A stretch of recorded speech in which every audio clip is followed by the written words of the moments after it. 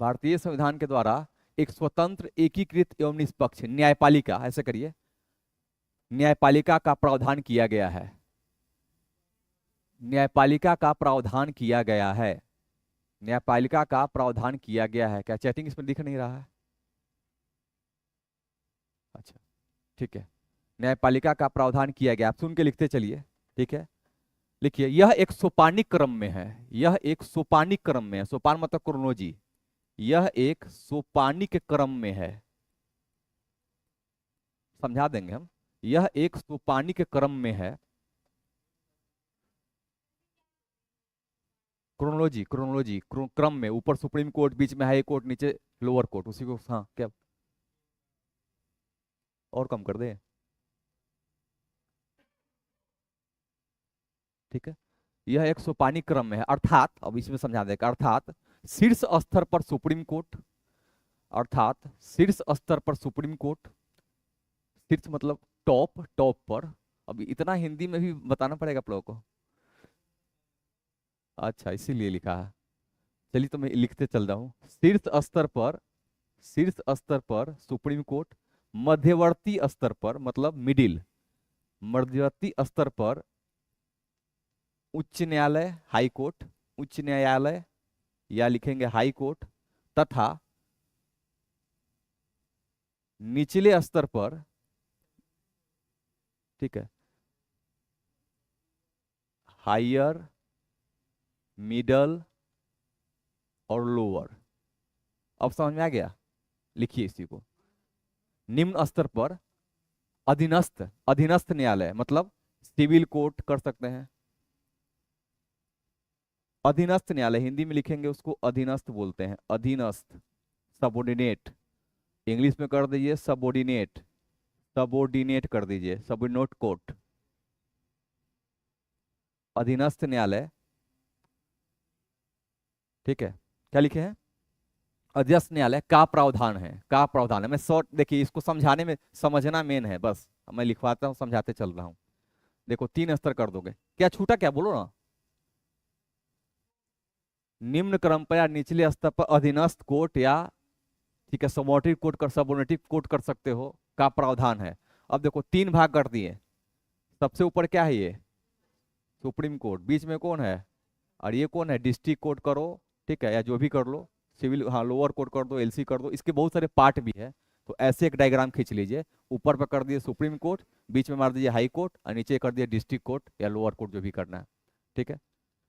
सबसे ऊपर supreme court, बीच में हाई कोर्ट, और सबसे नीचे डिस्ट्रिक्ट कोर्ट, ठीक है। इसके अंदर भी लिख सकते हैं, बाहर भी लिख सकते हैं, आपका अपना बनाना है। तो इसी को बोलते हैं सोपानिक, जो मैं लिखाया था सोपानिक स्तर मतलब क्रोनोलॉजी, ठीक है, क्रोनोलॉजी है। तो ये जो देखेंगे इस स्तर पर सबसे सर्वोच्च पर कौन है, सुप्रीम कोर्ट, बीच में हाई कोर्ट, सबसे नीचे जिला। तो यहाँ पर पावर का जो, पावर जो गेन करता है वो कैसे है, ऐसे है। ऊपर से पावर कहाँ है, ऊपर से पावर नीचे की तरफ गया है। और देखा जाएगा पद में, तो पद में सबसे ऊपर पोस्ट किसका है, इसका है, और सबसे नीचे किसका है, इसका। तो पावर नीचे की तरफ जा रहा है, और पोस्ट सबसे क्या है, ऊपर की तरफ जा रहा है। कोई दिक्कत इसमें नहीं? आगे लिखे नेक्स्ट।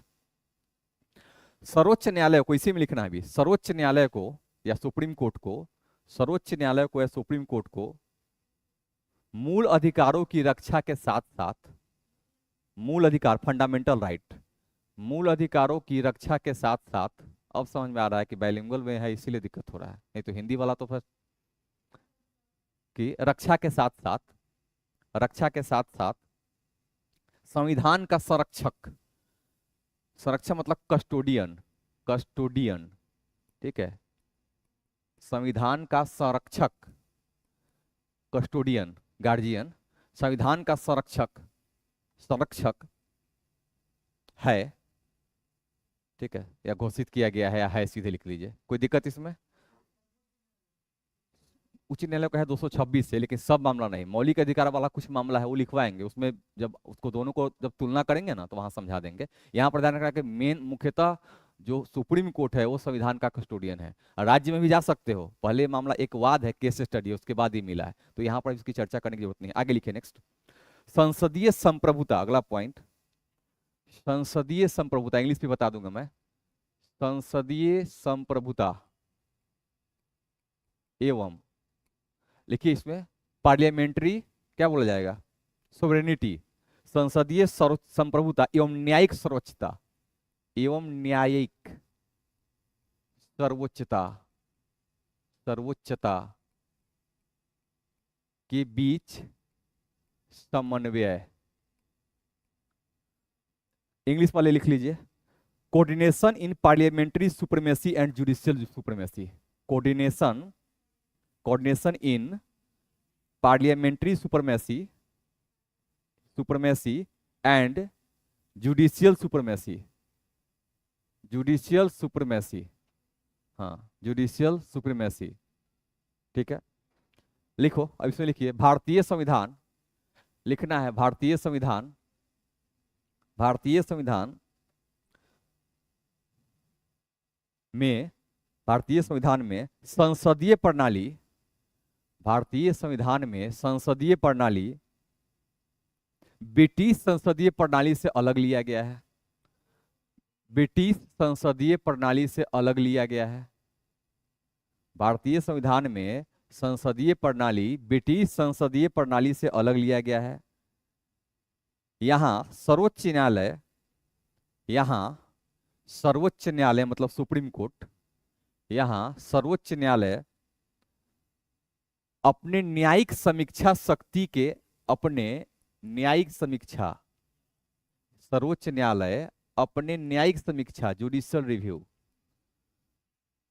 सर्वोच्च न्यायालय अपने न्यायिक समीक्षा की शक्ति के द्वारा, की शक्ति के द्वारा, शक्ति पावर की शक्ति के द्वारा असंवैधानिक कानूनों को रद्द कर सकती है, असंवैधानिक कानूनों को रद्द कर सकती है, ऐसे लिखना है, असंवैधानिक कानूनों को रद्द कर सकती है, ऑब्लिक अवैध घोषित कर सकती है, रद्द ऑब्लिक अवैध घोषित कर सकती है।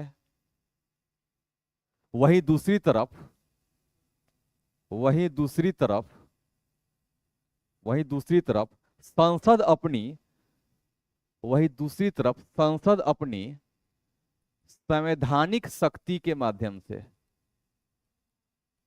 संसद अपने संवैधानिक शक्ति के माध्यम से संविधान के भागों में संशोधन कर सकती है।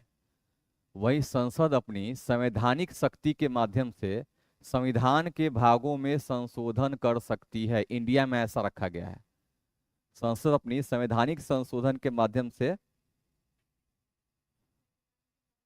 संविधान के भागों में संशोधन कर सकती है।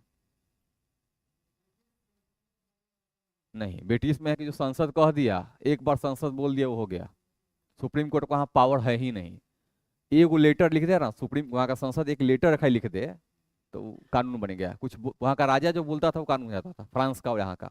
तो अब समझना है, देखो ब्रिटेन में, ये देखो ये ब्रिटेन है, ये हमारा भारत है, ठीक है। हम लोग किसके अंतर्गत शासित हुए थे? ब्रिटेन के अंतर्गत। तो ब्रिटेन में जो संसद है, इस संसद में क्या है, सबसे टॉप पर क्या है? राजा। इसके बाद संसद, संसद का 2 सदन है, हर जगह है। इस परंपरा को हमने भी ले लिया। तो हमने क्या किया कि अमेरिका से अध्यक्षीय प्रणाली को चुन लिया थोड़ा सा। तो यहां पर क्या हो गया, राजा की जगह कौन आ गया? राष्ट्रपति आ गया। बाकी यहां पर जो है संसद कहाँ रहेगा? संसद तो रहेगा ही, ठीक है। अब है जो कि संसद है, राजा है, तो यहाँ राजा का अपमान, यहाँ पर जो संसदीय प्रणाली है, तो यह राजा के कानून का, राजा के बोली का अपमान तो करना नहीं है, क्योंकि राजा है तुम्हारा। तो जो बोलता था उसको संसद मान लेती थी पहले बहुत समय तक। जैसे राजतंत्र समाप्त हो गया तो राजा एक प्रतिबिंब रह गया। वहां पर आज भी राजतंत्र है, ठीक है। वहां पर जो उसका आजादी होता है, कुछ बनाया जाता है, तो देखोगे जब प्रिंस का, राजकुमार का वहां बर्थडे होगा तो देखो हवाई जहाज उड़ते रहता है, तो वहां आज भी सम्मान दिया जाता है। लेकिन वहां का संसद के पास इतना अधिक पावर, राजा के बाद राजा के सारा शक्ति कौन ले लिया? संसद। और यहाँ पर सुप्रीम कोर्ट नाम, मतलब इसके साथ साथ पैरेलल कोई भी सुप्रीम कोर्ट का गठन नहीं किया गया। न्यायपालिका का नाम मात्र का स्वरूप है ही नहीं वहां। तो इसलिए संसद जो भी कानून बनाएगी वो जस के तस रहेगा, उसमें कोई संशोधन करना भी है तो संसदें करेगी। मतलब यहाँ पर कानून हम बनाए, हमको अच्छा नहीं लगा तो तुरंत उसको कैंसिल करके दूसरा कानून बना देंगे, क्योंकि हमको रोकने टोकने वाला कोई नहीं है। लेकिन यहाँ पर दिक्कत है, यहाँ पर क्या हुआ कि संसद का तो 2 सदन है ही, तीसरा इसके पास कौन बैठा हुआ है? Supreme court. तो सुप्रीम कोर्ट क्या करता है, अपना इसका संविधान, यहाँ पर देखना सुप्रीम कोर्ट का क्या है, न्यायिक समीक्षा की शक्ति है, ठीक है। तो ये क्या करेगा, इसके पास न्यायिक समीक्षा की शक्ति है, जुडिशियल रिव्यू। तो जैसे भी कोई अधिनियम पारित हुआ, सुप्रीम कोर्ट सीधे पहुंचेगा, बोला कि आपने जो अधिनियम पारित किया है उसके इस भाग में या यहाँ पर या इतना में मौलिक अधिकारों का हनन हो गया है, हो रहा है नागरिकों का, तो हम इसको पास नहीं करने देंगे, क्योंकि ये आप अगर पास कीजिएगा तो जनता को दिक्कत होगी, जनता के अधिकारों का हनन होगा। बहुत सारा एग्जाम बताएगा वो। तो हर चीज में कहा जाएगा, मूल ढांचे का सिद्धांत खोजेगा और कहेगा कि यहाँ से यहाँ तक खराब है, या तो इसको संशोधन करके इस पार्ट को हटा दो, और नहीं तो पूरा को हम कैंसिल कर देंगे। समझ में आ गया। और जैसे ही कैंसिल करने का कहेगा तो फिर से क्या, फिर से बिल लाना पड़ेगा। संशोधन बिल के नाम से बार बार सुने हो ना, आता है, फिर उसमें चेंज करके फिर सुप्रीम कोर्ट देखेगा, कहेगा अब दिक्कत नहीं, अब तुम कर देना। उल्टा ये तो शक्ति किसका है, सुप्रीम कोर्ट का। दूसरा, संसद को भी दिया गया है कि अपने कानूनों को फिर से रिपीट कर सकता है। जैसे नागरिकता संशोधन अधिनियम 1955 में आया, अभी तक बन रहा है कि नहीं बन रहा है, 2019 विधेयक आया ना। तो हम क्या करते हैं कि अपने पुराने कानूनों को भी संशोधन करने की शक्ति किसके पास है, संसद के पास है। तो संसद अपने में भी सुधार कर सकता है संशोधन के द्वारा, और नहीं तो दूसरा कौन करेगा, सुप्रीम कोर्ट करेगा। तो सुप्रीम कोर्ट देखेगा किस एस्पेक्ट को देखेगा, नागरिक के अधिकार और कर्तव्य को देखेगा। सुप्रीम कोर्ट का एक ही चश्मा है, वो चश्मा क्या दिखाता है कि किसी भी नागरिक के अधिकारों का हनन कौन न करे, कोई भी कानून न कर पाए, वो देखेगा। संसद क्या करेगा, देखेगा समय बदल गया है, 2010 का कानून है, 2025 में जी रहे हैं, बहुत सारा चीज बदल गया है, तो कानून बदलो भाई, तो संशोधन करके ला देगा। तो कानून का जो मेन ड्राफ्ट होता है उसका ईयर वही रहता है, बस संशोधन विधेयक के नाम से आता है। इतना तो समझ आ गया होगा, इसमें कोई दिक्कत। तो जब भी पूछा जाए, थोड़ा शॉर्ट में पूछिएगा। हाँ। हम्म। हम्म। हम्म। रद्द कर देगा सुप्रीम कोर्ट, तो सुप्रीम कोर्ट ऐसे रद्द नहीं करता है, उसका कॉज देता है कि ये से ये प्रोविजन इतना से इतना आपका आर्टिकल ये जो है ना इसमें लिखा गया है, और ये सीधे किसको टच करता है, तो नागरिक को टच करता है, नागरिक के फंडामेंटल राइट को टच करता है। सुप्रीम कोर्ट ऐसे अंधा की तरह नहीं कुछ कर देगा। अब मान लीजिए कैंसिल करके दे दिया, तो संसद के पास फिर से क्या सकते हैं, फिर से दोबारा रिबिल ला देगा। हाँ, संशोधन करके ला देगा, वही तो बोले एस्टिमेट करता है, उस चीज को हटा के फिर लाएगा, तो वही संसद इसके लिए हजारों बार ला सकता है, कोई दिक्कत नहीं है। 1000 बार हम कैंसिल करेंगे, 1000 बार वो लाएगा, उसका काम है संविधान, उसका काम क्या है, कानून बनाना, हमारा काम क्या है, रिव्यू करना। तो हम रिव्यू, यहाँ सुप्रीम कोर्ट कहेगा कि हम रिव्यू करेंगे, और तुम कहोगे हम बनाओगे, अब तो लड़ते रहो।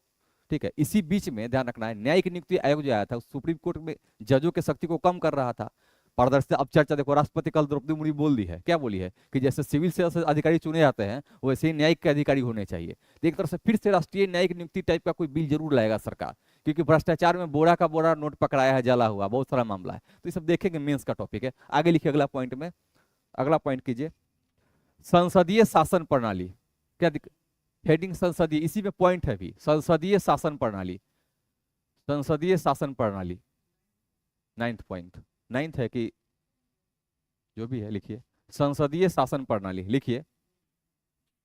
लिखिए, भारत ब्रिटेन की तरह, भारत ब्रिटेन की तरह संसदीय शासन प्रणाली के तहत, भारत ब्रिटेन की तरह संसदीय शासन प्रणाली के तहत संचालित होता है। ब्रिटेन की तरह संसदीय शासन प्रणाली, पार्लियामेंट्री सिस्टम के तहत संचालित होता है।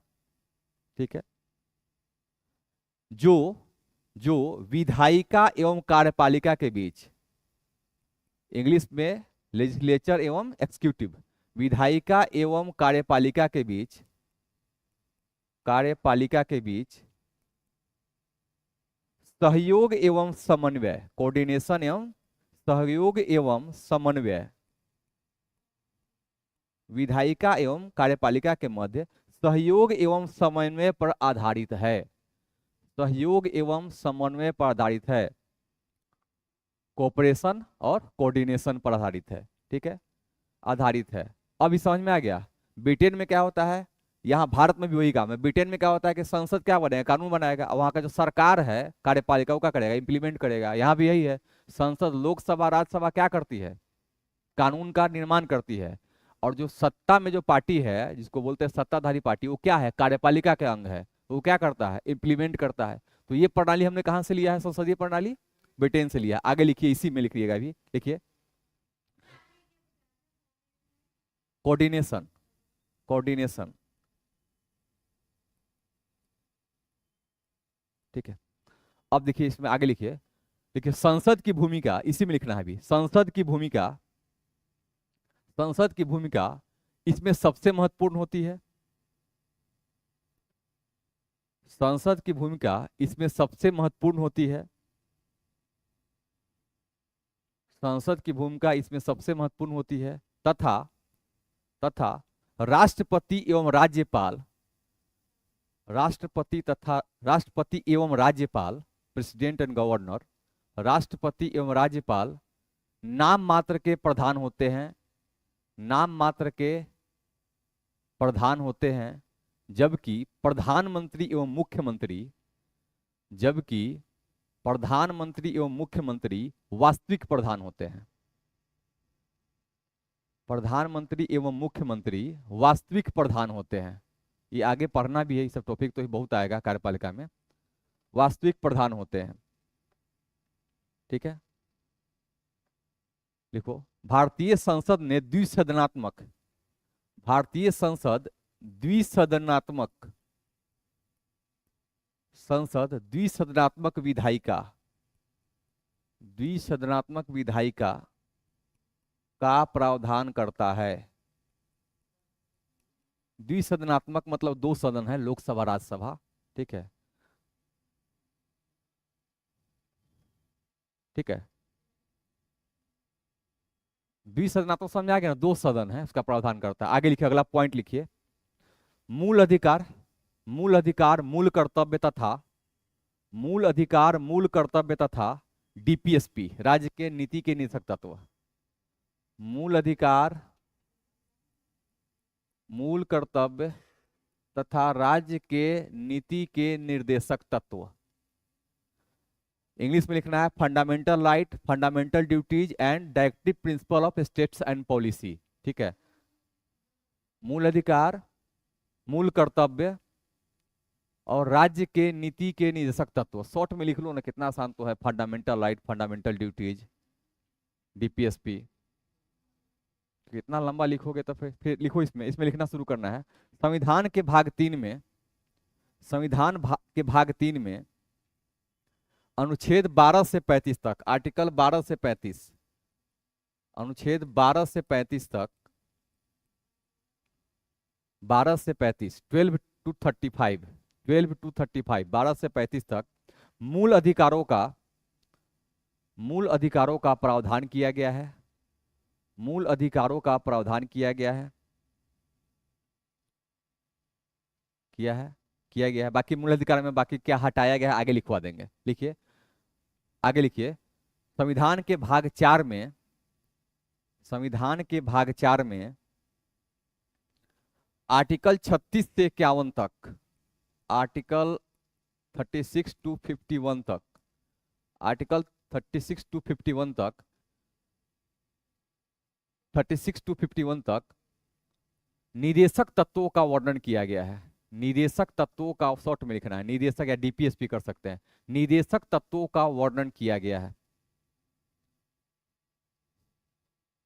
जबकि मूल कर्तव्यों का उल्लेख संविधान में नहीं किया गया था। जबकि मूल कर्तव्यों का उल्लेख, जबकि मूल कर्तव्यों का उल्लेख मूल संविधान में नहीं था, ऐसे कीजिएगा, जबकि मूल कर्तव्यों का उल्लेख मूल संविधान में नहीं था।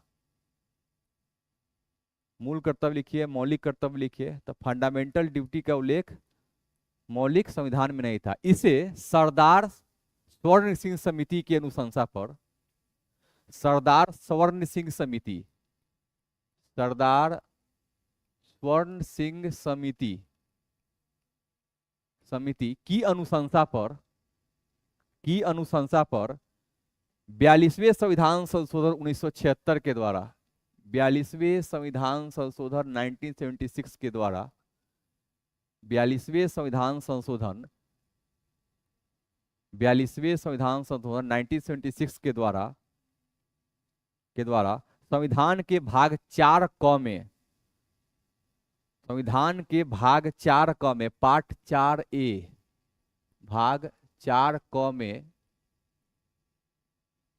संविधान के भाग 4 क में क्या किया गया, ठीक है लिख लीजिए, शामिल किया गया। भाग 4 क में शामिल किया गया, शामिल किया गया।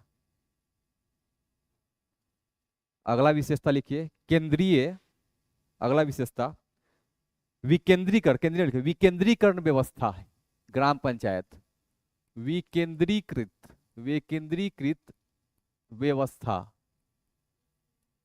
विकेंद्रीकृत व्यवस्था, डिसेंट्रलाइजेशन सिस्टम, डिसेंट्रलाइजेशन सिस्टम, विकेंद्रीकरण, विकेंद्रीकृत व्यवस्था, डिसेंट्रलाइजेशन, डिसेंट्रलाइज्ड सिस्टम कर दे, डिसेंट्रलाइज्ड सिस्टम। लिखिए भारतीय संविधान में, भारतीय संविधान में, भारतीय संविधान में शासन, शासन की सरलता एवं सुगमता हेतु, भारतीय संविधान में शासन की सरलता एवं सुगमता हेतु, सरलता एवं सुगमता हेतु 73वें एवं 74वें संविधान संशोधन अधिनियम द्वारा, 73वें एवं 74वें सीए, 73वें एवं 74वें संविधान संशोधन अधिनियम द्वारा, अधिनियम द्वारा स्थानीय स्वशासन का उपबंध किया गया, के द्वारा स्थानीय शासन, स्थानीय स्वशासन कर दीजिएगा, स्थानीय स्वशासन का उपबंध किया गया, स्थानीय स्वशासन का उपबंध किया गया। यह त्रिस्तरीय व्यवस्था, यह त्रिस्तरीय, 3 स्तर में है, त्रिस्तरीय व्यवस्था के साथ लागू हुआ, यह त्रिस्तरीय व्यवस्था के साथ लागू हुआ। आगे बताएंगे, टॉपिक अलग भी पढ़ना है। अशोक मेहता, बलवंतराव मेहता, जितना जो कमेटी है ना सब लिखवाएंगे, सब टोटल बताएं। बनना पड़ जाते ऐसे देखा जाए तो 2 स्तर का भी है दिया था, लेकिन कहाँ पर है अभी? 4 स्तरीय कहाँ पर है अभी? ग्राम पंचायत का 4 स्तरीय मॉडल किस राज्य में है? पश्चिम बंगाल का नाम सुने हो? 4 गो है। और द्विस्तरीय कहाँ पर है? असम में भी है, केरल में भी है। चलो आगे लिखो, नेक्स्ट ये तो देखेंगे। लास्ट लिखो लाइन, आपात उपबंध, विशेषता में जरूरी थे इसलिए लिखवा दिए थे। विकेंद्री मतलब देखिए, सीधे देखो, ये सेंटर है, सबसे शीर्ष पर बैठ गया है केंद्र, बीच में आपका बैठ गया राज्य, और ये तुम्हारा क्या है? ग्राम पंचायत है, ग्राम है मान लेते हैं। अब क्या हुआ था कि जब नेहरू जी थे तो नेहरू जी के समय सब सारा पावर किसके पास था? केंद्र के पास, क्योंकि देश आजाद था, बहुत अधिक संसाधन भी नहीं थे, खर्च करेंगे तो वो यहीं से सारा काम करते थे। तो सारा चीज के लिए केंद्र की तरफ जनता देखती थी कि केंद्र कुछ भेजेगा अनाज तो हम खाएंगे।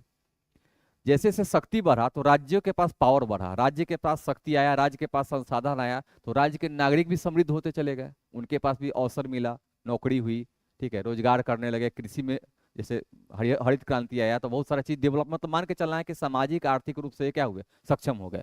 तो इन लोगों के लिए बात चला कि हम हर चीज के लिए केंद्र की तरफ क्यों देखें, ठीक है। और राज्य भी कहा कि हम भी तुमसे बार बार क्यों मांगे, हमको दो, या तो हमको तुम पावर दो या कुछ दो। तो राज्य बोला कि हम या तो तुम हमको पावर दो या तो फिर इसको पावर दो।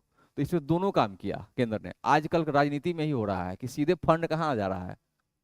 पंचायत में। इसके लिए ये गाली दे रहा है राज्य कि जानबूझ के हमारे राज्य को डिस्टर्ब करना चाहता है, ये वोट बटोरना चाहता है, ये हो रहा है आजकल, ठीक है। इससे पहले भी कई बार हुआ, ऐसा नहीं कि खाली हम सरकार की का कोई पक्ष ले रहे हैं। कई बार क्या होता है, पावरफुल जब प्रधानमंत्री होता है ना तो यही करता है वो, ठीक है। किसमें? हम्म हम्म वो अभी ग्राम पंचायत में आएंगे सब लिखवाएंगे। हाँ। हम्म, हम बताएंगे, तरीका है। 1951 में प्रक्रिया शुरू होगा, राजीव गांधी भी करेंगे प्रक्रिया, राजीव गांधी भी पूरा नहीं, नरसिम्हा राव भी प्रयास करेगा, उसका भी नहीं होगा। पहले नरसिम्हा राव, तो हम उसका कहानी स्टोरी वाला बता रहे हैं ना, शुरुआत कहाँ से बता देंगे, टॉपिक में आएंगे तो क्लियर किया जाएगा। अभी छोड़िए, स्टोरी का पार्ट जो बता रहे हैं ये समझ में आया। अब राज्य क्या है, राज्य के पास पावर आ गया। अब ग्राम में जो व्यवस्था था, तो अभी देखोगे ग्राम डिजिटल हो गया है। अरे बोलने के लिए डिजिटल है, पानी पहुंच रहा है, बिजली पहुंच रहा है, लगभग सब हो गया ना। तो ये क्या हुआ, विकेंद्रीकरण में हुआ कि हम अब यहाँ पर सीधे ग्रामीण स्तर पर विकास करेंगे। मतलब गांव को अगर हम विकसित कर लेंगे, गांव अगर विकसित हो गया तो राष्ट्र अपने आप विकसित हो जाएगा, ये परिकल्पना थी। और इसके तहत किया गया कि ग्रामीण क्षेत्र में ग्राम पंचायत में क्या करे, एक ऐसी व्यवस्था का सृजन हो जो ग्रामीण क्षेत्र पर जो भी जरूरत नीड हो वो पूरा किया जा सके। तो ग्रामीण स्तर पर जो भी जरूरत होता है उसको पूरा करने के लिए कहाँ जाते हैं, हम ब्लॉक जाते हैं। ग्राम मुखिया जी हैं, फिर ब्लॉक है, ब्लॉक के बाद जिला पार्षद है। तो इस व्यवस्था को लागू किया गया, इसलिए किया गया कि ग्रामीण अगर सशक्त, ग्राम अगर सशक्त हो जाएगा, पावरफुल हो जाएगा, गांव के पास सब कुछ अगर साधन आ जाएगा, तो फिर राज्य क्या होगा, अपने आप समृद्ध होगा। अरे राज्य में नागरिक सबसे अधिक कहाँ रहते हैं भारत में, गांव में। तो गांव अगर डेवलप करेगा तो राष्ट्र डेवलप नहीं करेगा। तो बस इसी सिद्धांत के लिए लाया गया। तो यही 3 स्तर है, इसको ध्यान रखना है। तो विकेंद्रीकरण मतलब सेंटर अपना पावर लूज करेगा। सेंटर पावर किसको देगा, स्थानीय शासन को देगा कि तुम लोग भी, अब तुम लोग अब आवासीय बनवाना है, कुछ ही बनाना है, तब पहले जाता था केंद्र सरकार से नोटिस लेना पड़ता था, चाहे राज्य में जाना पड़ता था, यहाँ जाओ अथी के पास जाओ। अब तुम दे दिया, ब्लॉक में सीओ से बनवा सकते हो। तो ये भी तो कम बड़ी बात नहीं है ना, तुम्हारा सारा चीज बना के दे रहा है, डोमिसाइल बना के दे रहा है, तुम्हारा हर चीज लगभग ईडब्ल्यू सब कुछ जो भी अप्लाई करना है तुम जाकर अप्लाई कर सकते हो। तो यहाँ सीधे कहा गया कि शक्ति का विकेंद्रीकरण मतलब शक्ति को छोड़ना है, मतलब हम सारा शक्ति पकड़ के नहीं रहे, हम शक्ति को धीरे धीरे आपको आपको सबको दे। अरे नेटवर्किंग समझते हो, हम हैं तो 3 को और जोड़ेंगे। एक बहुत सारा कॉमेडी चल रहा है आजकल उस पर कि मुर्दों को भी 4 मिल जाते हैं, आपको नहीं मिल रहा है। तो यही है, नेटवर्किंग है ये। अपना शक्ति हम धीरे धीरे क्या करेंगे, डिस्ट्रीब्यूट करेंगे, और जो संस्था है वो धीरे धीरे अपनी शक्ति को डिस्ट्रीब्यूट करे। कोई दिक्कत इसमें नहीं है ना, ज्यादा इसमें मत समझने लगा, कुछ ऐसा था नहीं। अब लिखिए आपात उपबंध। आपात उपबंध आपातकाल का प्रावधान है। अभी टाइम बहुत है, चलिए ये सब भी विशेषता, सारा विशेषता से प्रश्न बनाएंगे हम, पहले बताते हैं। लिखिए आपात उपबंध में, लिखिए जल्दी इसमें लिखिए, लिखिए लिखिए भारतीय संविधान के भाग 18 में, भारतीय संविधान के भाग 18 में पार्ट 18, भारतीय संविधान के भाग 18 में 3 प्रकार के आपात उपबंधों की व्यवस्था की गई है। भाग 18 में 3 प्रकार के 3 प्रकार के आपात उपबंधों की व्यवस्था की गई है, उपबंधों की व्यवस्था की गई है, व्यवस्था की गई है। यह व्यवस्था यह व्यवस्था यह व्यवस्था देश की एकता एवं अखंडता को, देश की एकता एवं अखंडता को अक्षुण्ण बनाए रखने हेतु किया गया है। एवं अखंडता को अक्षुण्ण बनाए रखने हेतु, कोई टच नहीं कर पाए, एकता एवं अखंडता को अक्षुण्ण बनाए रखने हेतु किया गया है। कोई टच नहीं कर पाए, कोई खतरा ना हो पे, बनाए रखने के लिए किया गया है, रखने के लिए किया गया है। ठीक है, यह 3 प्रकार है, यह 3 प्रकार है, लिख दो, यह 3 प्रकार है, यह 3 प्रकार है। पहला लिखो राष्ट्रीय आपात, पहले लिखो राष्ट्रीय आपात, पहला लिखना है राष्ट्रीय आपात, नेशनल इमरजेंसी। कितना से कितना बताओ, 352। फिर लिखो दूसरा राष्ट्रपति शासन, इसको राजकीय आपात बोलते हैं, लेकिन इसका टर्म लिखो राष्ट्रपति शासन, आर्टिकल 356। इसमें तो आप लोग मास्टरी किए हुए हैं रटने में, ये तो हमको भी इतना पता नहीं होगा जितना आप लोगों को पता होगा। तीसरा लिखिए वित्तीय आपात, वित्तीय आपात 360, आर्टिकल 360। कोई दिक्कत नहीं, देखो विशेषता में ही है। अब लिखो एक एक विशेषता और लिख दो, यहाँ नहीं दिया गया है, पंथ निरपेक्ष राज्य, क्योंकि इसमें दिया नहीं है तो छोड़े के उसको भी लिखवा ही देते हैं।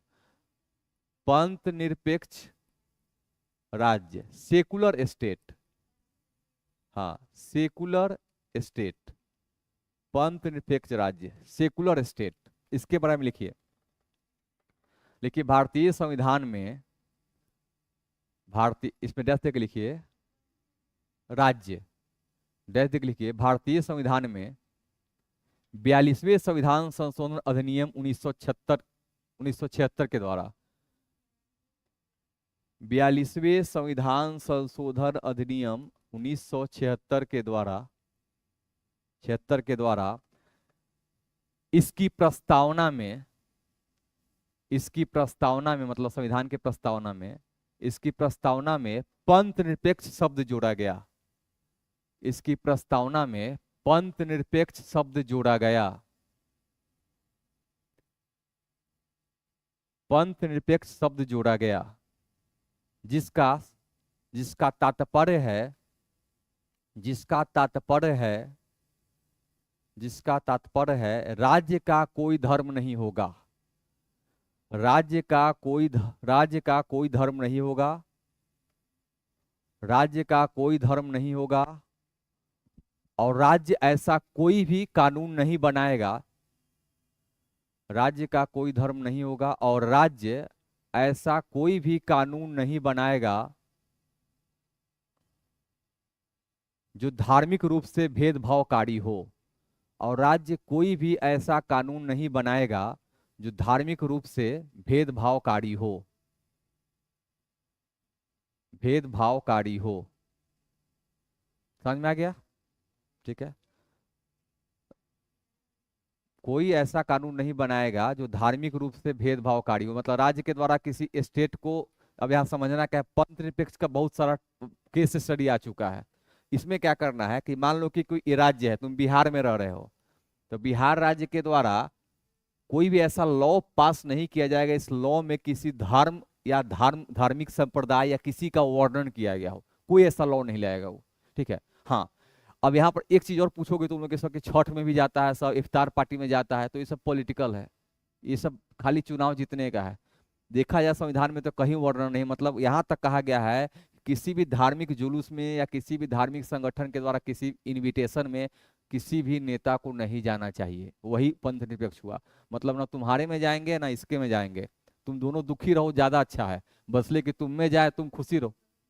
क्या जोड़ा ही गया है, यही बात है। तो इसका सीधा कहने का मतलब ये समझ में आ जाएगा, इसमें इसलिए कहा गया तो कहानी तुम हमेशा मेंस में खींच के हमको लेके चले जा रहे हो, प्रीलिम्स में ही रहो। ठीक है। अब इसमें ध्यान रखना, धर्म निरपेक्ष सीधा मतलब हो गया कि राज्य भेदभाव नहीं करेगा। कोई दिक्कत?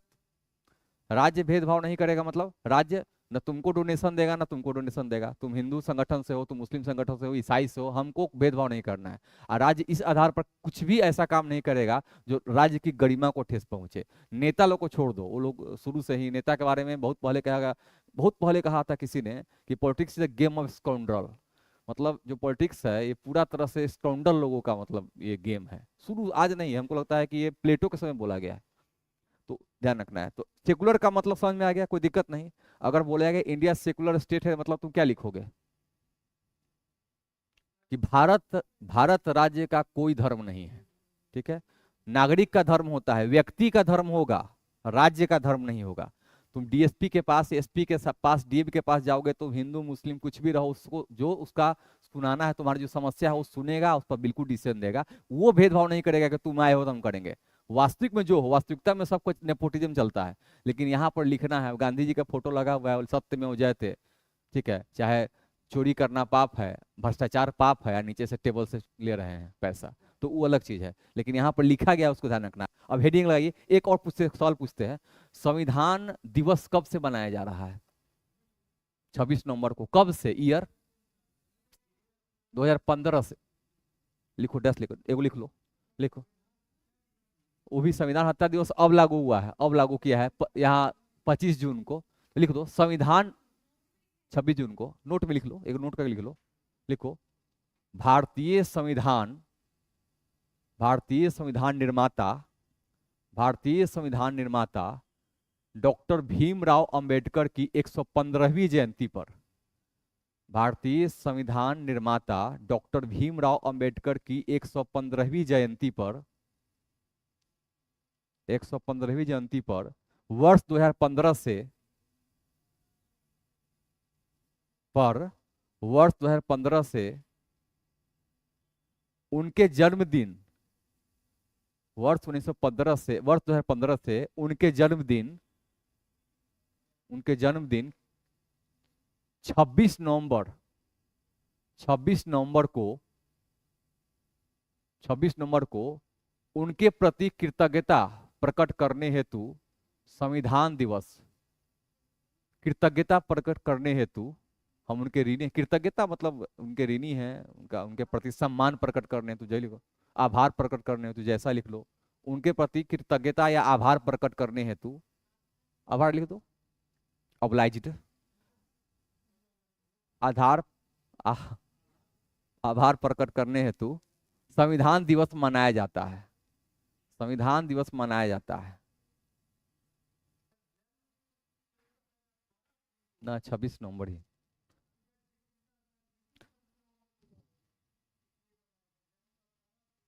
याद है आपको डेट पक्का?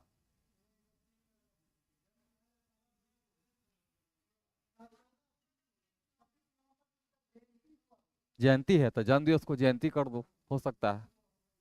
ऐसे चेक कर लेना एक बार, अपने से सुधार लेना, एक बार चेक खुद से कर लेना, क्योंकि 26 हमको लगता है 26 नवंबर ही जयंती है उनका, तो वही तो लिखवाए। तो जयंती जन्म नहीं लिखवाया ना, हम जयंती लिखवाए हैं, जन्म लिखवा दिए हैं क्या? ठीक, ठीक, अंतर है। बताइए जयंती जन्म में क्या अंतर है, इनको बताइए। ठीक है, ऐसे उनके जन्मदिन का ही सही लिखा गया है। अब देखिए जो टॉपिक कवर होते जाएगा इसका टेस्ट हम बनवा रहे हैं, जितना टॉपिक कवर होते जाएगा सब टॉपिक से आपका टेस्ट बनते जा रहा है। तो जब 3 टॉपिक 4 टॉपिक हमारा हो जाएगा, इधर ध्यान दो, इधर इधर, जब 4 टॉपिक हो जाएगा तो उससे संबंधित टेस्ट आपका हम बनवा रहे हैं, वो टेस्ट लिया जाएगा। तो थोड़ा इसको बढ़िया से पढ़ना है। हेडिंग लगाइए, नया टॉपिक लिखिए, संविधान की प्रस्तावना। किसी तरह तो लिखना ही है, चूक कीजिए चाक कीजिए, लिखना तो पड़ेगा ही, इसका कोई विकल्प नहीं है। प्रियम्बल ऑफ द कॉन्स्टिट्यूशन, संविधान की प्रस्तावना, यही तो दिक्कत है। हाइब्रिड बैच इसलिए लेना नहीं चाहिए, हाइब्रिड बैच में सीधे हम मना करते हैं, आज इनको बताया नहीं है, हमको लगा सब हिंदी मीडियम है। हाइब्रिड बैच में सबसे बड़ी दिक्कत यही है, हिंदी बैच के साथ न्याय करो तो इंग्लिश वाले हाँ नाखुश, इंग्लिश वाला नाखुश हो जाएगा, इंग्लिश वाले को बताओ तो हिंदी वाला नाखुश हो जाएगा। टीचर की क्या गलती है? हाँ मिल जाएगा, नोट्स मिल जाएगा, ठीक है, नोट्स तो हम टाइप करवा देंगे, कोई दिक्कत नहीं। लिखिए, प्रियम्बल में पहले लिखना शुरू कीजिए, लिखिए पहले लिखिए कि प्रस्तावना क्या है। सबसे पहले लिखिए प्रस्तावना, जानिए प्रस्तावना क्या है। पहला लाइन में व्हाट इज प्रियम्बल, प्रस्तावना क्या है, डैश देके लिखिए।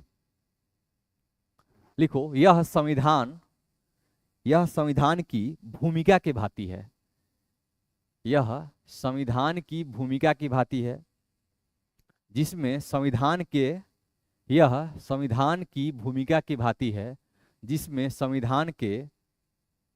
संविधान के आदर्शों, आइडियल्स, मूल्यों, वैल्यूज, संविधान के आदर्शों, आइडियल्स, मूल्यों, वैल्यूज, नीतियों, पॉलिसीज, नीतियों, क्या क्या लिखवा दिए, नीतियों, कॉमा, उद्देश्यों, ऑब्जेक्टिव्स, उद्देश्यों, सरकार के स्वरूप, कॉमा लिखते जाइए, सरकार के स्वरूप, संविधान के स्रोत से संबंधित प्रावधान, सरकार के स्वरूप पर कॉमा लिखिए, संविधान के स्रोत से संबंधित प्रावधानों, संविधान के स्रोत से संबंधित प्रावधानों, स्रोत से संबंधित प्रावधानों तथा संविधान लागू होने की तिथि का वर्णन किया गया है, तथा संविधान लागू होने की तिथि का संक्षेप में वर्णन किया गया है, एकदम छोटा सा, संविधान लागू होने की तिथि का संक्षेप में वर्णन किया गया है, तिथि का संक्षेप में वर्णन किया गया है। और इसमें कोई दिक्कत है तो पूछो, इसमें कुछ नहीं है। प्रियम्बल क्या है? संविधान का दर्शन है, ठीक है। प्रश्न भी आता है कि हमारा मूल दर्शन किसमें निहित है, तो संविधान में, और संविधान में किसमें निहित है, तब प्रस्तावना में। प्रश्न भी आता है, तो सीधा है कि संविधान क्या करेगा, क्यों बनाया गया संविधान, संविधान का मुख्य कार्य क्या होगा, इससे संबंधित हमको तथ्यों को जानना है। तो प्रियम्बल के बारे में कोई पूछे कि प्रियम्बल क्या है, तो एक आईना है, जिसमें क्या है, हम कौन कौन से प्रतिबिंब देख सकते हैं। तो जो आपको लिखवाया पॉइंट, वो सभी प्रतिबिंब कहाँ दिखेंगे, प्रियम्बल में दिखेंगे, कोई दिक्कत नहीं। आगे लिखिए, अगला पॉइंट लिखिए, लिखिए संविधान की प्रस्तावना पर, प्रस्तावना पर भारतीय राष्ट्रीय आंदोलन का, भारतीय राष्ट्रीय आंदोलन का की प्रस्तावना पर भारतीय राष्ट्रीय आंदोलन का, आंदोलन का स्पष्ट प्रभाव झलकता है, स्पष्ट प्रभाव झलकता है, स्पष्ट प्रभाव झलकता है, लगता है। इसे इसे पंडित जवाहरलाल नेहरू के द्वारा, पंडित जवाहरलाल नेहरू के द्वारा 13 दिसंबर 1946 को, इसे पंडित जवाहरलाल नेहरू के द्वारा 13 दिसंबर 1946 को कहाँ रखा गया था? संविधान सभा की बैठक में, लिखो संविधान सभा की बैठक में उद्देश्य प्रस्ताव के रूप में रखा गया था। संविधान सभा की बैठक में उद्देश्य प्रस्ताव के रूप में रखा गया था। कोई दिक्कत? आगे लिखिए। यही कारण है कि इसे उद्देशिका के नाम से संबोधित किया जाता है। यही कारण है कि इसे उद्देशिका के नाम से संबोधित किया जाता है। यही कारण है कि इसे उद्देशिका के नाम से भी संबोधित किया जाता है।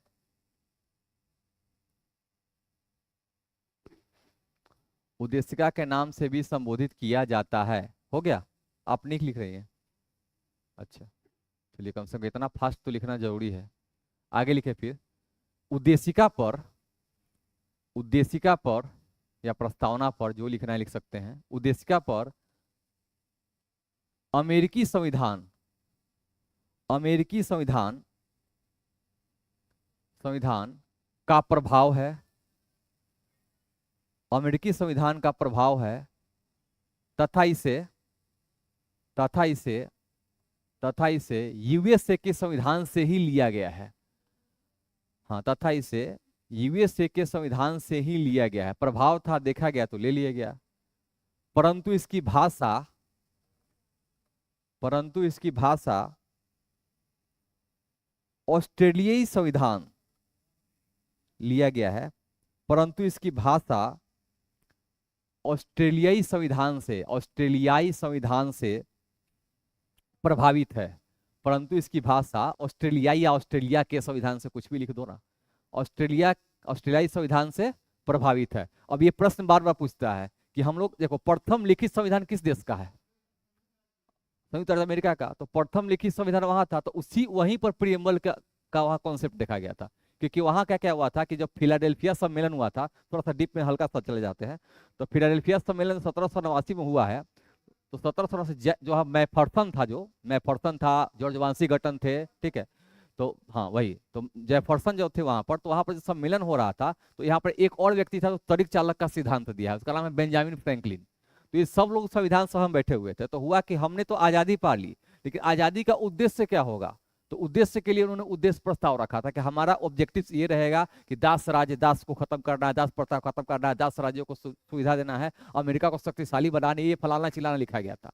तो जब लिखा गया था, जब भारत के जब संविधानविद वहां गए, या नेहरू जी खुद गए थे यात्रा पर, तो नेहरू देखे कि यहाँ का संविधान में बहुत बड़ी एक खूबी है कि यहाँ पर ऑब्जेक्टिव्स पहले ही तय कर दिया गया है कि हमको ये चीज कर देना है। अमेरिका ने पहले ही संविधान में लिख दिया था कि यहाँ इतना ईयर तक हम लोग क्या करेंगे, परमाणु संपन्न हो जाएंगे। अब बन गया वो। तो जो वो डेट देता था अमेरिका और चाइना, जो जो डेट दिया है उस डेट से पहले अपना काम कर दिया है। एक वो भारत है बस वैसा कि डेट होगा कि परसों ये पिलर उद्घाटन होना है, पता लगे परसों आया था, खाली न्यू धड़ा हुआ है, बालू का टीला है, उद्घाटन करके चला गया मंत्री, ठीक है।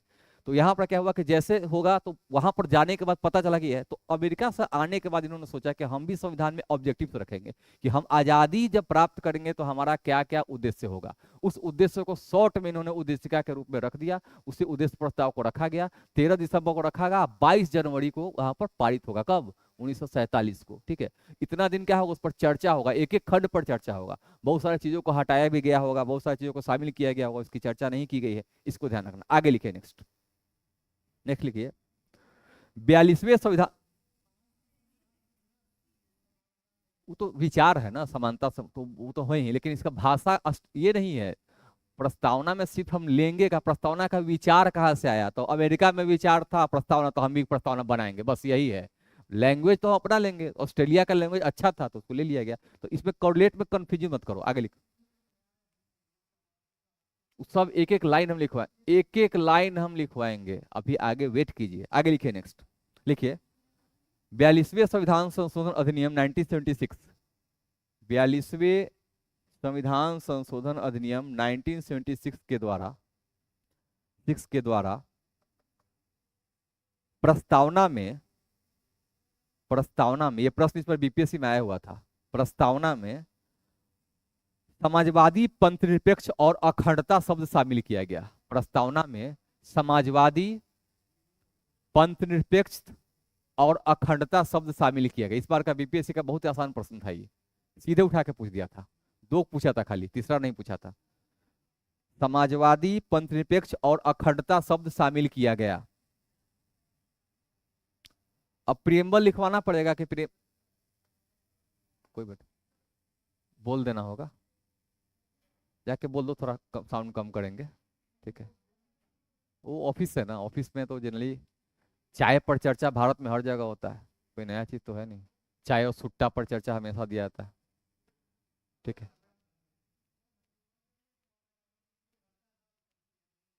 ठीक है, कोई नहीं, आगे लिखिए नेक्स्ट। प्रस्तावना का प्रियम्बल का लैंग्वेज लिखवाना पड़ेगा, हम भारत के लोग, लिख लेना, याद है, ठीक है। आगे लिखो, अब लिखो, अब लिखना है। अब एक हेडिंग लिखिए, प्रस्तावना में शामिल, प्रस्तावना में शामिल, प्रस्तावना में शामिल मुख्य तत्व, प्रस्तावना में शामिल मुख्य तत्व, प्रस्तावना में शामिल मुख्य तत्व, तथ्य नहीं, तत्व, एलिमेंट। पॉइंट ए लिखो, अब ए में लिखो, हम भारत के लोग, हम भारत के लोग, डैश देके लिखो। यह शब्द, यह शब्द, यह शब्द, यह शब्द, यह स्पष्ट करता है, यह शब्द, यह स्पष्ट करता है कि भारत के लोगों, कि भारत के लोगों द्वारा ही संविधान बनाया गया है। यह शब्द, यह स्पष्ट करता है कि भारत के लोगों द्वारा ही संविधान बनाया गया है, बनाया गया है, बनाया गया है। लिखिए, भारत के लोगों ने ही इसे स्वीकार किया है, भारत के लोगों ने ही इसे स्वीकार किया है, भारत के लोगों ने ही इसे स्वीकार किया है और अपने ऊपर या और स्वयं के ऊपर लागू किया है, और स्वयं के ऊपर लागू किया है, ठीक है, कोई दिक्कत नहीं, और स्वयं के ऊपर लागू किया है, कोई दिक्कत, ठीक है। अब इसको इससे ज्यादा डिफाइन नहीं करेंगे, क्या कि हम भारत के लोग मतलब we the people of India, मतलब हम लोगों ने बनाया। अब इसमें मेंस का जो पार्ट होता समझाने में, तो सब कटाक्ष किया था कि कहा बनाया, तो संविधानविद सब, वकील था, जज था, ये था, वो था, उद्योगपति था, जनता कहाँ था? तो जनता उतना शिक्षित थी क्या उस वक्त जो संविधान समझ पाती? कई को जनता संविधान सभा बैठा तो समझ पाता, ठीक है, ठीक है। दूसरा है कि इसका अब मेंस का थोड़ा सा इससे आता है, कहीं पूछ दे, क्रिटिकल ऑप्शन लगा दे, तो कैसे कीजिएगा? तो इसमें ये चीज करना होगा कि एक तो जनता के द्वारा चुना नहीं गया, तो आपको बताना होगा कि नहीं, जनता के द्वारा ही चुनेगा। प्रतिनिधि कौन चुनेगा? जनता। तो जनता प्रतिनिधि आज भी तो लोकसभा में भेजते हैं सांसद को, तो कुछ लोग गाली देता है सांसद को, कुछ लोग नहीं देता है। तो जो लोग वोट दिया है वो कहता है कि हमारा सांसद है, कुछ लोग वोट भी तो नहीं देते हैं उसको, फिर भी सांसद उसका है कि नहीं? क्योंकि बहुमत का यहाँ पर सिद्धांत लिया गया है कि जो अधिकतम रूप से जो पसंद करेंगे वो नेता होगा। तो यहाँ पर भी क्या हुआ, संविधान सभा में क्या किया गया, इसको ध्यान रखना है। संविधान सभा के द्वारा, संविधान सभा लोगों के द्वारा निर्वाचित थी, देशी रियासतों से भी प्रतिनिधि गए हुए थे, भले बैठे नहीं, लेकिन उनको चुना गया था। तो ये कहा जा सकता है कि अप्रत्यक्ष रूप से ही सही, कम से कम संविधान सभा में जो लोग बैठे हुए थे उनको जनता के द्वारा स्वीकारा गया था कि ये हमारे प्रतिनिधि है, तभी बना है। तो एक तरह से देखा जाए तो संविधान का निर्माण किसके द्वारा किया गया? जनता के द्वारा किया गया, क्योंकि आम जनता की मंशा किससे जुड़ी हुई थी? संविधान विदों से जुड़ी हुई थी, कोई दिक्कत नहीं। दूसरा पॉइंट लिखे, बी, बी लिखिए, संपूर्ण प्रभुत्व संपन्न, बी लिखिए, संपूर्ण प्रभुत्व संपन्न, इसमें डैश देके लिखिए, इसका शाब्दिक अर्थ है, इसका शाब्दिक अर्थ है, इसका शाब्दिक अर्थ है स्वयं, स्वयं किसी भी प्रकार के निर्णय लेने में स्वतंत्र, स्वयं किसी भी प्रकार का निर्णय लेने में सक्षम होना, कर दो, स्वयं किसी भी प्रकार का निर्णय लेने में सक्षम होना, सक्षम होना। ठीक है, लिखिए, भारत अपने वैदेशिक एवं, इसी में लिखना है आगे करके, भारत अपने वैदेशिक एवं आंतरिक मामलों, भारत अपने वैदेशिक एवं आंतरिक मामलों में बिना किसी दबाव के, बिना किसी बाहरी, कर देना, बिना किसी बाहरी दबाव के, बिना किसी बाहरी दबाव के, बिना किसी बाहरी दबाव के स्वतंत्र रूप से निर्णय लेने में सक्षम है, स्वतंत्र रूप से निर्णय लेने में सक्षम है, स्वतंत्र रूप से निर्णय लेने में सक्षम है, सक्षम है। और लिखो, इसमें लिखा, नीचे लिखना, आंतरिक मामलों के अंतर्गत, और आंतरिक मामला समझा देते हैं, आंतरिक मामलों के अंतर्गत, आंतरिक मामलों के अंतर्गत देश में निहित, देश में निहित सामाजिक, देश में निहित राजनैतिक, आर्थिक, सामाजिक, सांस्कृतिक, ऐसे लिखो, देश में निहित राजनैतिक, आर्थिक, सामाजिक, सांस्कृतिक, देश में निहित सामाजिक, क्या लिखा है, राजनीतिक, आर्थिक, सामाजिक, सांस्कृतिक एवं धार्मिक, एवं धार्मिक, धार्मिक, धार्मिक नीतियों, नीतियों, नीतियों के लिए कानून बनाना है, नीतियों के लिए कानून बनाना है। जबकि बाह्य मामलों में, जबकि बाह्य मामलों में, बाह्य मामलों में हमारे विदेशी, हमारे विदेशी संबंध के लिए या हमारे वैदेशिक संबंध के लिए, विदेशी से अच्छा वैदेशिक लिखिए, हमारे वैदेशिक संबंध के लिए, वैदेशिक संबंध के लिए निर्णय लेना है, निर्णय लेना है यथा, यथा शत्रु देश, मित्र देश, यथा शत्रु देश लेना है, यथा जैसे शत्रु देश, शत्रु देश पाकिस्तान, मित्र देश रूस, एवं संधिया, एवं, एवं, एवं संधिया, मतलब विभिन्न देश से क्या जाते, तो हम एमओयू करते हैं ना, मेमोरेंडम ऑफ अंडरस्टैंडिंग, वही एवं संधिया, शत्रु देश, मित्र देश एवं संधिया। अब समझ में आ गया? संधि का एग्जाम्पल जैसे भारत और बांग्लादेश से कॉरिडोर बना, भारत और बांग्लादेश से कुछ कॉरिडोर बनाना है, पाइपलाइन बिछाना है, ठीक है, पाकिस्तान का कॉरिडोर बनाना है, तो जो कॉरिडोर बनता है अमेरिका से यहाँ पर बहुत सारा चीज वायुयान यहाँ बनाना है, तो ये सब चीज संधि हो गया। हमको अमेरिका का जो टीचिंग है, अमेरिका का टेक्नोलॉजी हमको लेना है, तो हम एमओयू करेंगे कि 5 साल तक अमेरिकी सरकार भारत के यहाँ ये विंग स्थापित करेगी और यहाँ पर ट्रेनिंग देगी। हमको किसको, हम लोग किसका सहायता कर सकते हैं? नेपाल का, भूटान का, श्रीलंका का, हम लोग का बस क्षमता यही है। लेकिन अब क्या हुआ कि जब से लुक ईस्ट पॉलिसी को एक्ट ईस्ट पॉलिसी नाम दिया गया है, तब से मालदीव उल्दीव तो पहले से भी था, थोड़ा बड़ा बड़ा देश मॉरिशस तो पहले से था, और थोड़ा ध्यान दे रहे हैं बड़ा बड़ा देश इंडोनेशिया पर, ठीक है, इस मलेशिया पर, हम लोग यूएई पर थोड़ा ज़्यादा फोकस कर रहे हैं। तो इसलिए कर रहे हैं कि जब अमीर देश के पास जाओगे तभी तो कहाँ से कुछ लेके आएगा, क्या? FDI, FII. गरीब देश के पास जाओगे तो तुमको देना पड़ेगा, मान गए लोन ले लिया, लोन दे के चले आए, तो ऐसा तो करना नहीं है। तो ये जो है ना, हमारे विदेशिक मामले किससे जुड़े होते हैं? तो मित्र, कौन मित्र देश है उसके साथ संबंध, तो वहां पर क्या भेजेंगे हम? राजदूत भेजेंगे, वो अपने यहाँ राजदूत भेजेगा। शत्रु देश झगड़ा होगा, राजदूत बुला लेता है, हम भी बुला लेंगे, वो भी बुला लेगा। संधि करना है तो आर्थिक मामला पर, राजनीतिक मामला पर, व्यापार पर, ट्रेड पर, जिस चीज का बच्चा, पर्यटन पर संधि करेंगे। समझ में आ गया? तो ये सब मामला किस में आएगा? संपूर्ण प्रभुत्व संपन्न, मतलब सीधे संप्रभुता का अर्थ होता है कि हमारे ऊपर तुम्हारा दबाव नहीं है, और ना ही प्रतिबद्धता है कि जो तुम कहोगे वही हम लिखेंगे, और ना ही प्रतिबद्धता रहेगा कि जो तुम कहोगे हम करेंगे, ऐसा कुछ नहीं। समझ में आ गया? कोई दिक्कत इसमें? अगला लिखो, समाजवादी, टर्म लिखते चलो, यहीं से प्रश्न फंसाता है। समाजवादी, हम तो डील कराने के चक्कर में नहीं थे, लेकिन तुम लोग बोले कि सब सब लिखवा दीजिए, तो लिखवाइए दे रहे हैं, क्या करेंगे। समझते चलो, बहुत ज्यादा है। ज्यादा तो अभी ज्यादा लिखवाएंगे तो इस पर तो लगभग 5-12 पेज लिखवा देंगे, तुम कहोगे तभी लिख शुरू करते हैं। शॉर्ट इतना रहने दो। कुछ नोट्स भी तो बने कि दोबारा कोई, अरे तुम्हारा ट्रेन बहुत जगह खुलेगा, अभी अभी जम्मू कश्मीर जाओगे, कहीं जाओगे, एक बार नोट्स क्रिएट हो जाएगा ना, जिंदगी भर काम आएगा। ठीक है, आगे लिखो नेक्स्ट। फीस दिए हो तो थोड़ा इतना तो समझो, टीचर हो के हमको बोलना पड़ रहा है। आगे लिखो नेक्स्ट, समाजवादी। ठीक है, समाजवादी मतलब सोशलिस्ट, इसमें लिखना है।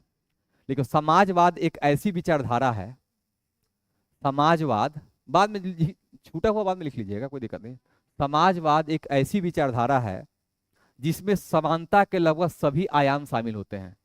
समाजवाद एक ऐसी विचारधारा है जिसमें समानता के सभी आयाम शामिल होते हैं। समानता के सभी आयाम शामिल होते हैं। आयाम, डायमेंशंस। इंग्लिश मीडियम वालों का क्या किया जाए बताइए। ठीक है, डायमेंशंस। ठीक है, सभी आयाम शामिल किए जाते हैं, चाहे वह भौतिक संपत्ति से जुड़ा हो, चाहे वह भौतिक संपत्ति से जुड़ा हो, संपत्ति से जुड़ा हो, या राजनीतिक सामाजिक प्रतिष्ठा से। चाहे वह भौतिक संपत्ति से जुड़ा हो या राजनैतिक सामाजिक प्रतिष्ठा से। सामाजिक प्रतिष्ठा से, पॉलिटिकल सोशियो, प्रतिष्ठा को क्या बोला जाएगा, ग्लोरिफिकेशन। प्रतिष्ठा को क्या बोला जाता है, आप समझ लीजिए अपना। ठीक है, अब यहाँ पर ध्यान रखना, समाजवाद का आगे लिखिए, इसमें पहले लिखिए तो और डिफाइन कराएंगे, फिर लिखिए। लिखिए, भारतीय समाजवाद, प्रतिष्ठा से के बाद पूर्ण विराम, पूरा है, स्टेटमेंट पूरा हो गया वो। प्रतिष्ठा से के बाद पूर्ण विराम डालिए, स्टेटमेंट पूरा पूरा है। अब ध्यान रखना है, हिंदी वर्तनी जिसका होगा, स्टेटमेंट पूरा नहीं है ये, समझना पड़ेगा आपको। आगे लिखिए, भारतीय समाजवाद लोकतांत्रिक समाजवाद के करीब है, ऐसे लिखिए। भारतीय समाजवाद लोकतांत्रिक समाजवाद के करीब है, लोकतांत्रिक समाजवाद के करीब है। अर्थात अर्थात इसमें अर्थात इसमें मिश्रित अर्थव्यवस्था, इसमें मिक्स्ड इकोनॉमी, मिश्रित अर्थव्यवस्था, मिश्रित अर्थव्यवस्था के लक्षण मौजूद है, मिश्रित अर्थव्यवस्था के लक्षण मौजूद है, मौजूद है, जिसका मूल तत्व है, जिसका मूल तत्व है, जिसका मूल तत्व है सार्वजनिक और निजी क्षेत्र का सह अस्तित्व, जिसका मूल तत्व है सार्वजनिक और निजी क्षेत्र का सह अस्तित्व, कम्युनलिज्म, सह अस्तित्व, एवं निजी क्षेत्र का सह अस्तित्व, सह अस्तित्व, अस्तित्व। ठीक है, सह अस्तित्व समझ में आ गया। निजी या प्राइवेट दोनों, मतलब प्राइवेट सेक्टर और गवर्नमेंट सेक्टर दोनों मिलकर काम करेगा, कोई दिक्कत इसमें। लिखिए, यह नेहरू की विचारधारा से प्रभावित है, यह नेहरू की विचारधारा है, सीधे लिखो, यह नेहरू की विचारधारा से संबंधित है, यह नेहरू की विचारधारा से संबंधित है, संबंधित है, जिसमें नेहरू जी का मानना था, जिसमें नेहरू जी का मानना था, जिसमें नेहरू जी का मानना था कि हमारा देश, जिसमें नेहरू जी का मानना था कि हमारा देश, हमारा देश ऐसी सामाजिक व्यवस्था बनाए, ऐसी सामाजिक व्यवस्था बनाए, ऐसी सामाजिक व्यवस्था बनाए जिसमें अमीर और गरीब के बीच खाई कम हो, जिसमें अमीर और गरीब के बीच खाई कम हो, संपत्ति, कौमा देके, संपत्ति का केंद्रीकरण न हो सके, संपत्ति का केंद्रीकरण न हो सके, का केंद्रीकरण न हो सके, न हो सके, एवं वंचित वर्गों का, वंचित वर्गों के साथ न्याय हो, एवं वंचित वर्गों के साथ न्याय हो, पूर्ण विराम, खत्म। न्याय हो, न्याय। समझ में आ गया, इसमें कुछ समझाना है। समाजवाद में हम लोग किस समाजवाद को लिए हुए हैं? भारतीय समाज, लोकतांत्रिक समाज। मतलब समाजवाद में क्या लोकतंत्र हो, तो भारत में लोकतंत्र है और समाजवाद भी है, तो दोनों मिला के नेहरू जी बोले कि क्या करेंगे हम लोग, प्राइवेट सेक्टर और निजी सेक्टर दोनों को मिला के काम करेंगे, लेकिन निजी सेक्टर को ज्यादा बढ़ने नहीं देंगे। पावर किसके पास रहेगा? गवर्नमेंट के पास रहेगा। ठीक है। दूसरा कहा कि अमीर गरीब के बीच खाई को पाटना है। इंडिया और भारत हम लोग चर्चा करते हैं मेंस में, देखिए रहो कितना अंतर है अमीर गरीब में। तो शुरू से पटाया जा रहा, अभी देखो अभी कितने साल तक पटेगा, अभी पटा नहीं है। तो ये तीसरा क्या हुआ कि वंचित वर्ग, मजदूर है, महिला है, बच्चा है, उन सभी का क्या हो, उनको ध्यान रखना है। तो ये समाजवाद का मूल एस्पेक्ट था। आगे पॉइंट लिखिए, पंथ निरपेक्ष। छोड़ देंगे, थोड़ा 10 मिनट ज्यादा ले लेते हैं। कौन जब तक सर आते हैं तब तक करवा लो ना, बाकी तो ठीक ही है, हम ये टॉपिक खींच लेंगे तो हमारे लिए अच्छा ही है। अभी टाइम है, 10 मिनट खींच लें।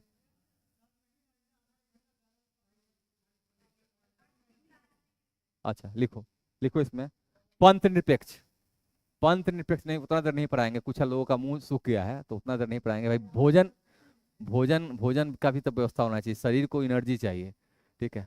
लिखिए पंथ निरपेक्ष, लिखिए 10 देकर, थोड़ा सा लिखवा देंगे और 10 मिनट और बस। पंथ निरपेक्ष लिखिए, इंग्लिश में लिखिए सेकुलर। पंथ निरपेक्ष सेकुलर, इसमें डैश देकर लिखिए। देखिए, भारत भारत के मूल संविधान में यह भले ही वर्णित नहीं था, भारत के मूल संविधान में यह भले ही वर्णित नहीं था, किंतु भारतीय सामाजिक परंपरा में, किंतु भारतीय सामाजिक परंपरा में, सामाजिक परंपरा में, परंपरा में इसके तत्व आरंभ से ही निहित रहे हैं। भारतीय सामाजिक परंपरा में इसके तत्व आरंभ से ही निहित रहे हैं। अरे गांव में जाइएगा तो देखते थे ना, धन अभी ना किया है पंथ, तो पहले लोग नहीं था क्या? था ही। पहले भी तो हिंदू मुस्लिम मिल के त्योहार मना लेते थे, आज ही मना रहे हैं। क्या लिखवा है लास्ट में?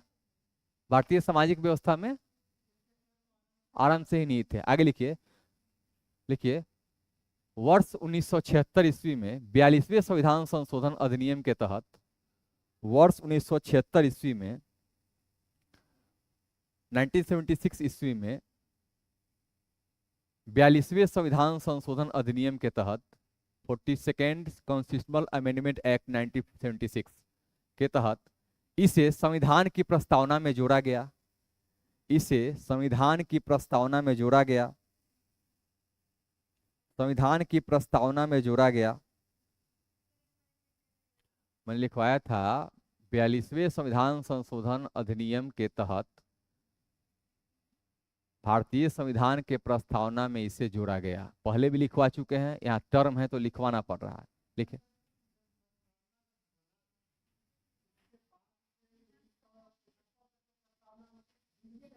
कुछ नहीं जो सकता, केशवानंद भारतीयवाद। ठीक है। फिर आप फिर मेंस में ले जा रहे हैं आपको। इनके ऊपर एक टेप लेके कल से आना है, एक टेप लेके आना है, इनके मुंह पर टेप चिपका दो। मेंस का टॉपिक अभी मत करो, कराने के लिए तो हम यूपीएससी का भी मेंस करा देंगे, लेकिन उसका जरूरत अभी है नहीं। तो फिर हमको खुलवाओगे तो 1 घंटा, फिर हम चल जाएंगे आगे, फिर कहानी एलिमेंट वो हम सब बता देंगे। मेंस का टॉपिक है वो अभी नहीं कर रहा है। आगे लिखिए नेक्स्ट। हाँ लिखिए लोकतंत्रात्मक, अगला टॉपिक, अगला मतलब पॉइंट, लोकतंत्रात्मक, डेमोक्रेटिक। आपको इच्छा है तो आप मेंस का तैयारी कीजिए, आपका अच्छा नॉलेज है तो बीपीएससी में लगिए, हो जाएगा आपका। लिखिए, हाँ कोई बात नहीं, फ्री हो जाएगा। लोकतंत्रात्मक लिखिए, लोकतंत्रात्मक ब्रैकेट में लिखिए डेमोक्रेटिक, इसमें लिखिए लोकतांत्रिक व्यवस्था से हमारा तात्पर्य है, लोकतांत्रिक व्यवस्था से हमारा तात्पर्य है, लोकतांत्रिक व्यवस्था से हमारा तात्पर्य है शासन संचालित करने की संप्रभुता जनता में होना, शासन संचालित करने की संप्रभुता, संचालित करने की संप्रभुता जनता में होना, शासन संचालित करने की संप्रभुता, सोवरेनिटी, संप्रभुता जनता में होना, जनता में होना।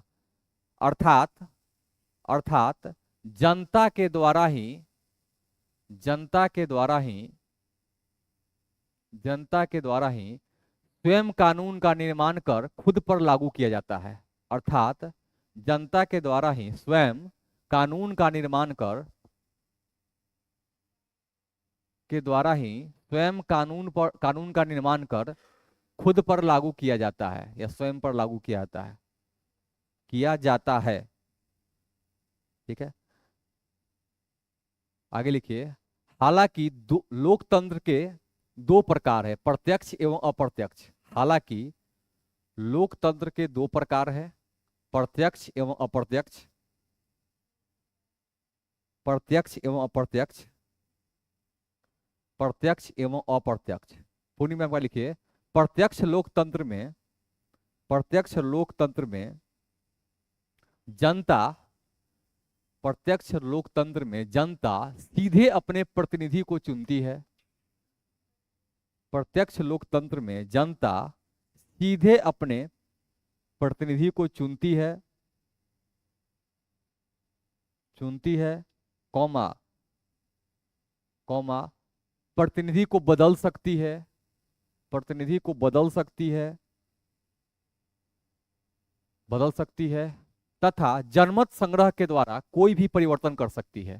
तथा जनमत संग्रह, रेफरेंडम, तथा जनमत संग्रह के द्वारा कोई भी परिवर्तन कर सकती है। जनमत संग्रह, प्लेबिसाइट, जनमत संग्रह के द्वारा कोई भी परिवर्तन कर सकती है, परिवर्तन कर सकती है। उदाहरण के लिए, उदाहरण के लिए, उदाहरण के लिए स्विट्जरलैंड, स्विट्जरलैंड और कौन कौन देश है? ठीक है, स्विट्जरलैंड, न्यूजीलैंड, ऐसा कुछ कुछ देश है छोटा छोटा। स्विट्जरलैंड, न्यूजीलैंड, स्कैंडिनेवियन जितना देश है ना, स्वीडन, फिनलैंड, इससे जितना है ना, सब में यही प्रकार। जहां जनसंख्या कम होगा, मान लो कि जनसंख्या कम है ना, तब पूरा जनता यहाँ खड़ा हो गया, इसी में से किसी एक को चुन लिया कि तुम राष्ट्रपति रहोगे। 2 साल में तुम अच्छा काम नहीं किए तो वापस बुला लेगा, फिर बैठ के, फिर सब खड़ा होगा, कहेगा अच्छा काम नहीं कर रहा है तो खींचो बाहर, फिर तुमको बना देगा कि इसको बनाओ, फिर देखेगा ना होगा तो जहां पर आबादी कम है वहीं पर प्रत्यक्ष लोकतंत्र सफल हो सकता है। भारत में ऐसा संभव है क्या? गांधी मैदान में पीएम का चुनाव हो सकता है? ठीक है, चलो आगे लिखो नेक्स्ट। जबकि अप्रत्यक्ष लोकतंत्र में, चाहे पूर्णिमा अगला पॉइंट से लिखो, अप्रत्यक्ष लोकतंत्र में, अप्रत्यक्ष लोकतंत्र में, लोकतंत्र में जनता, जनता चुनाव के माध्यम से अपने प्रतिनिधियों का चयन करती है। चुनाव के माध्यम से, जनरल इलेक्शन, आम चुनाव, चुनावों के माध्यम से अपने प्रतिनिधियों का चयन करती है। ठीक है, भारतीय संविधान द्वारा संसदीय लोकतंत्र को अपनाया गया है।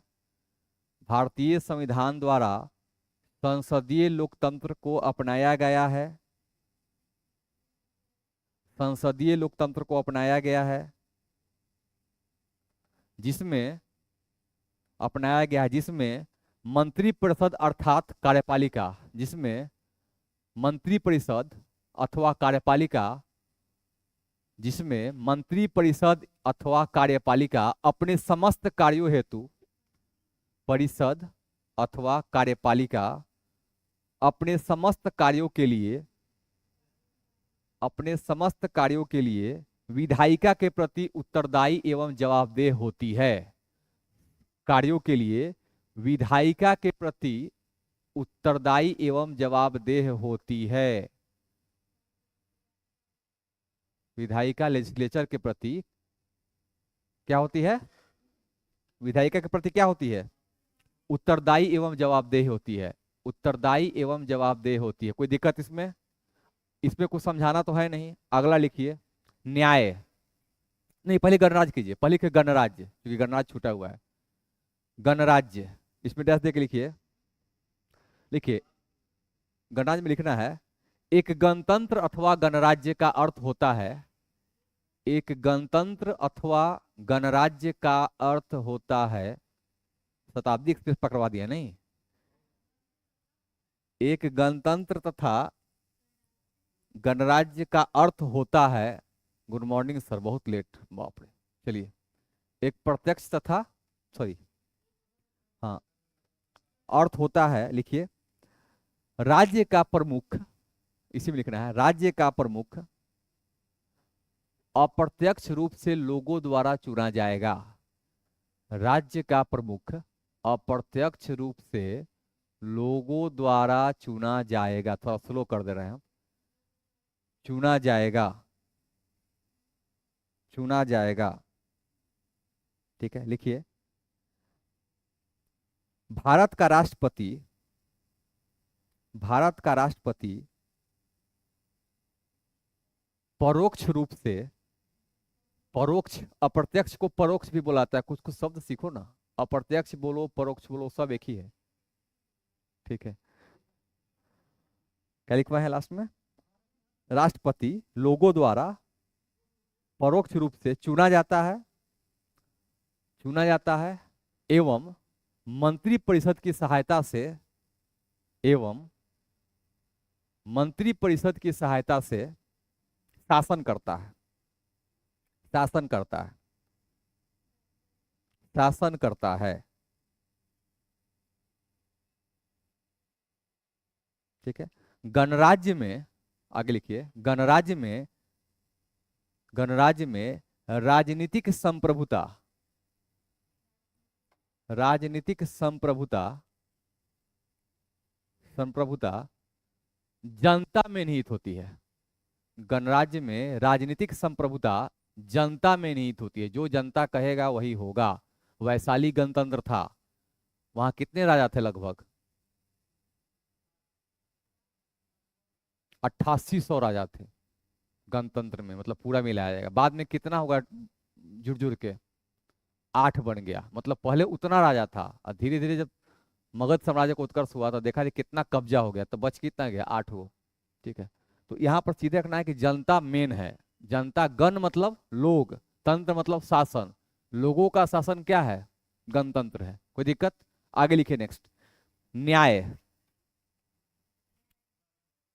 बस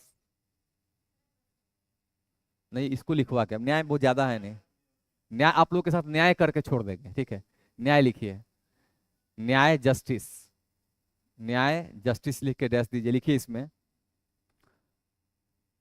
देखिए, न्याय के अंतर्गत सामाजिक, आर्थिक, राजनीतिक, न्याय के अंतर्गत सामाजिक, आर्थिक, राजनीतिक, आर्थिक राजनीतिक सभी, सभी तत्व शामिल है, सभी तत्व शामिल होते हैं, ऐसे कर दो। न्याय के अंतर्गत राजनीतिक, आर्थिक, सामाजिक सभी तत्व शामिल होते हैं। ठीक है, इसका सामान्य अर्थ है सभी के साथ एक समान व्यवहार करना।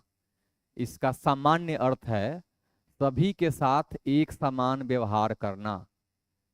इसका सामान्य अर्थ है सभी के साथ एक समान व्यवहार करना। ठीक है, हो गया? समझ में आ गया? मतलब अगर 10 लोग हैं तो 10 लोगों के साथ एक समान कानून या व्यवस्था होगा। मतलब किसी के साथ विभेदन नहीं करना है, किसी को विशेषाधिकार नहीं देना है कि आप विशेष है और हम शेष है और बाकी जो मर गया सो अवशेष है, ये सब नहीं करना है। सीधे करना है कि हमारे साथ जो भी है सबके साथ क्या करेंगे? न्याय करेंगे। तो न्याय के बहुत सारे आयाम हैं। राजनीतिक न्याय मतलब पुरुष अगर इलेक्शन जीतेंगे, चुनाव में भाग लेंगे तो महिलाएं भाग लेगी, सांसद बनेगी। मातृवंदन अधिनियम आ भी चुका है।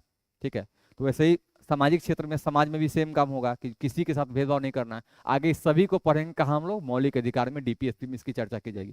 चलिए आज का जो क्लास है यहीं पर समाप्त करते हैं, कल फिर मिलते हैं। कल प्रियम्बल पूरा आपका समाप्त हो जाएगा। प्रियम्बल के बाद अगले टॉपिक की तरफ हम बढ़ेंगे, नागरिकता की हम चर्चा करेंगे। जो मेन मेन टॉपिक है पहले उसको कवर करेंगे और कवर करने के बाद तब हम डीपीएसपी जब समाप्त कर लेंगे, मौलिक कर्तव्य समाप्त कर लेंगे, तब फिर हम संघ राज्य की तरफ चलेंगे कि वहां से संबंधित जो मुख्य आयाम है उसको यहाँ पर करा दिया जाएगा। चलिए आप सभी का बहुत बहुत धन्यवाद। कल मिलते हैं फिर 9:30 से 11 बजे तक। तब तक के लिए सभी को जय हिंद।